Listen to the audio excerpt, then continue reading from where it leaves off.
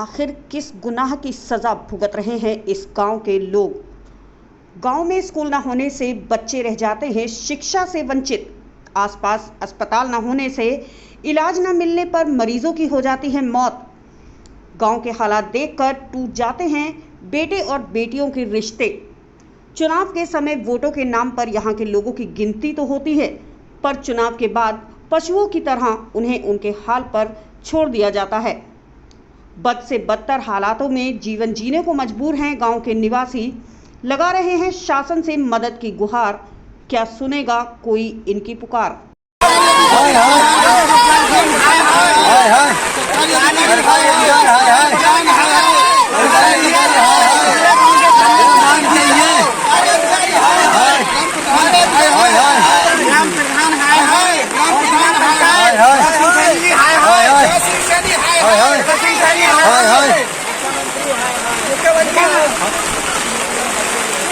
जगत सिंह सैनी से हम पुनः आग्रह करते हैं कि हमारे यहाँ की PWD की रास्ता है छतरपुर नक्का झड़ा की, वो तुरंत ठीक कराएं, नहीं तो हमें मुख्यमंत्री साहब के पास तक नहीं जाना पड़ सकता है।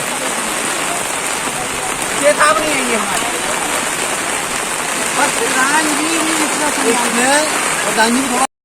बारिश का मौसम जितना सुहाना और लुभावना होता है, उतना ही कहीं ना कहीं खतरनाक भी होता है। अब बरसात के मौसम में जहां किसानों को फसलों में फायदा भी मिलता है, वहीं फसलों का नुकसान भी इस बरसात के कारण उन्हें झेलना पड़ता है।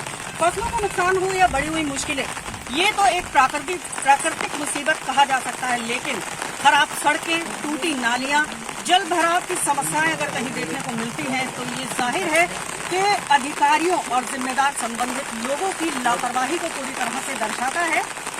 इस वक्त हम खड़े हैं जिला मुरादाबाद के मुंडापाली ब्लॉक की ग्राम पंचायत झोंडा में। हालांकि ये झोंडा की मिलक है, छोटा सा गांव है जो कि झोंडा ग्राम पंचायत में ही लगता है।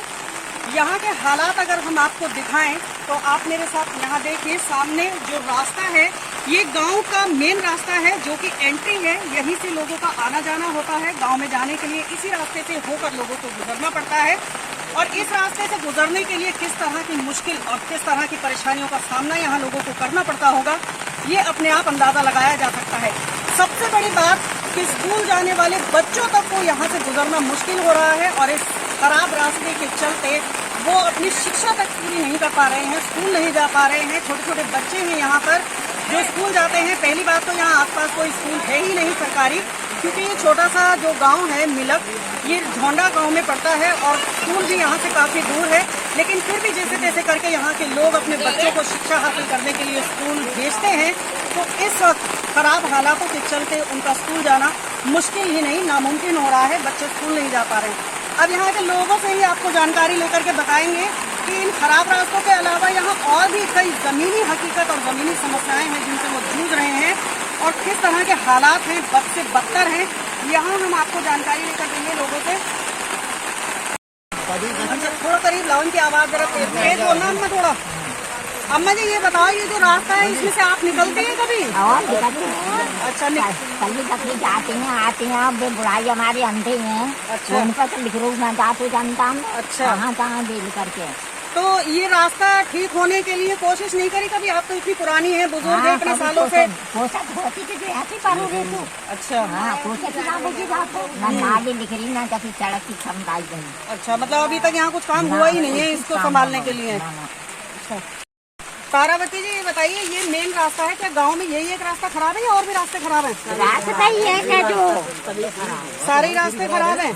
तो इन रास्तों से निकलने बनने में तो काफी दिक्कत होती होगी। अरे बहुत परेशानी है। अच्छा, तो रोटी बना कर आवे ना तो कई फेरा तो गिर गई है, तो फिर दोबारा बनाइए रोटी। अच्छा, मतलब बहुत ज्यादा मुश्किलें होती हैं। जब बच्चे हैं आपके स्कूल जाते हैं, तो स्कूल जाने वाले बच्चों को कैसे जा रहे हैं, नहीं जा रहे हैं आप? खराब है गए गिल्ला लेकर दे गए बस्ता ना। सब किताबें बेकार है।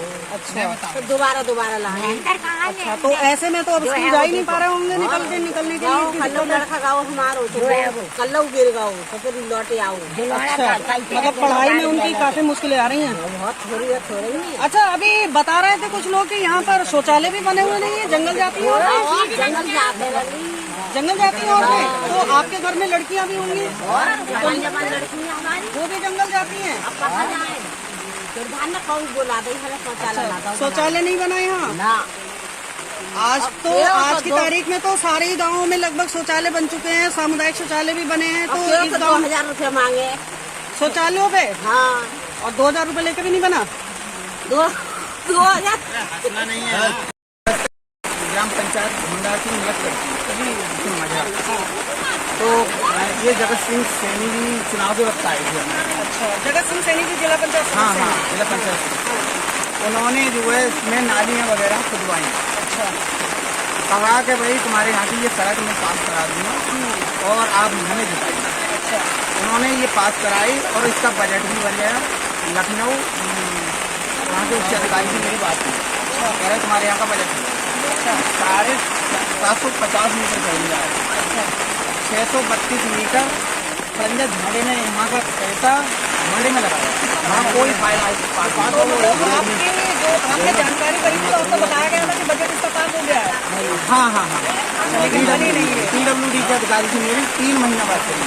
अच्छा, हाँ, तो उसी बजट से दूसरे गांव में काम हाँ, प्रधान जी ने खुद स्वयं हेमलता सिंह ने इसको छाट-काट करके डलवा दिया। 40 साल से पूरे गांव का खंजर क्षतिग्रस्त है, ना ही कोई सरकारी बिल्डिंग। और ये सब जगत सिंह सैनी जी ने जब यहाँ नालियाँ खुदवाई थी और आपके यहाँ वादा करके गए थे जी जी और बजट भी पास कराया, तो आपने दोबारा उनसे बात नहीं की इस बारे में? बहुत सारा हम उनके कार्यालय भी गए, सब कुछ क्या पड़ेगा मुआवजे में पड़ेगा आश्वासन दिया और इसका प्रमाण युवा विकास भवन में मिल जाएगा। हाँ, तो उन्होंने हमारे संग में ये धोखा किया है सभी ग्रामीणों के संग में। हम इसका बिल्कुल पूरा गांव मिलकर विरोध करते हैं साथ में और करने तैयार नहीं है वहाँ पे। रास्तों की वजह से? रास्ते में कई रिश्ते टूट चुके हैं, 4-5 रिश्ते तो इस साल में टूट चुके हैं। तो यहाँ तो अगर किसी की शादी होती होगी तो बारात आती होगी, बड़ी परेशानी होती होगी, किस तरह से? इस तरह से परेशानी होती है कि हम मतलब बारात को कोई अगर राजी हो भी जाए तो जंगल में मतलब टेंट लगवाएं, कुछ भी करें, खेत खाली रखे अपना, तब मतलब गांव के बाहर ही करना पड़ता है गाँव के इंतजाम, बाहर गाँव के करना अंदर नहीं पड़ता। होता। कोई इंतजाम कोई भी मतलब जरा सा इंतजाम हमारे लिए नहीं है। हमसे तो पशु ठीक है जिसके भी पास जाते हैं। कुमार जी, ये बताओ कि ये जो हालात सड़कों के दिखाई दे रहे हैं, ये क्या अभी बरसात में दिखाई दे रहे हैं या ऐसे ही रहते हैं? ये बरसात में नहीं है, कम से कम जब से मोदी सरकार और योगी सरकार आई है, ये हमारे गांव की रास्ता मायावती के शासन में तो समरा था।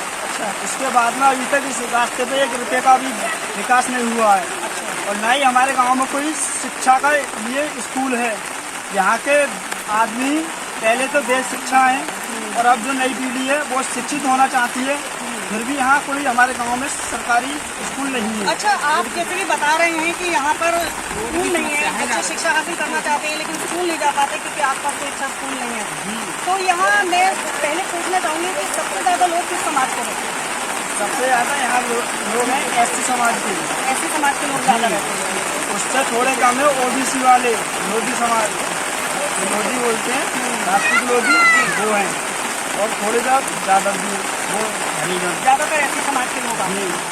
देखिए यहाँ पर जो है ऐसी समाज के लोग ज़्यादा हैं और जाहिर बात है कि दलितों को जिस तरह से आजकल देखा जा रहा है और किस तरह अगर उनकी समस्याएं रही हो और उन्हें शिक्षा जैसी एक मूलभूत आवश्यकता से वंचित रखने की कोशिश की जा रही हो, ये अपने आप में एक बहुत बड़ी समस्या पैदा करता है और बहुत बड़ा सवाल खड़ा करता है। साथ ही चुनाव हम कुछ औरतों की भी बात करेंगे।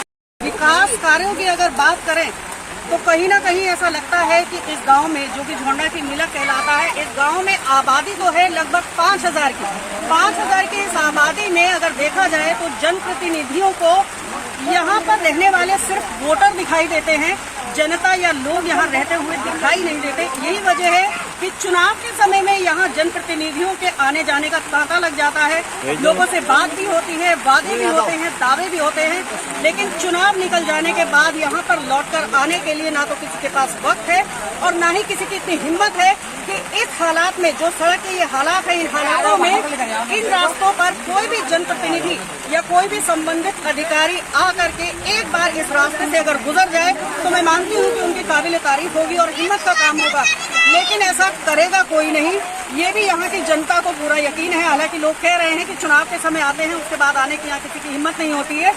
अब देखना ये है कि आने वाले समय में लोगों की इन समस्याओं से इन्हें निजात मिलेगी। क्या कोई जनप्रतिनिधि, कोई संबंधित अधिकारी इस गांव की ओर रुख करेगा, इनकी मुश्किलों को देखेगा, इनकी परेशानियों को हल करेगा, या यूं ही ये बेचारे लोग केवल चुनाव के टाइम में एक वोटर की हैसियत से नजर आएंगे, बाकी 5 साल ये कीड़े मकोड़ों और जानवरों की तरह इन्हें इनके हालात पर सड़ने के लिए, रहने के लिए छोड़ दिया जाएगा। ये अपने आप में एक बड़ा सवाल है। हालांकि विकास कार्यों को लेकर बड़े बड़े दावे किए जाते हैं सरकार में, और सरकार कोशिशें भी कर रही है, लेकिन सरकार की जो कोशिशें हैं और जो नीतियां हैं और जो प्रयास हैं वो इन लोगों तक क्यों नहीं पहुंच रहे हैं, कहाँ कमी है, कहाँ लापरवाही है, ये देखने की सबसे ज़्यादा ज़रूरत है। और बरसात के मौसम में इन लोगों का जीना बहुत ही मुश्किल हो रहा है। बच्चों की शिक्षा नहीं हो पा रही है, लड़कियों को, महिलाओं को शौच के लिए जंगलों में जाना पड़ रहा है। ये सबसे बड़ी समस्याएं हैं। अब इन समस्याओं का हल कब तक होगा या नहीं होगा, ये आगे आने वाला वक्त बताएगा। मुरादाबाद से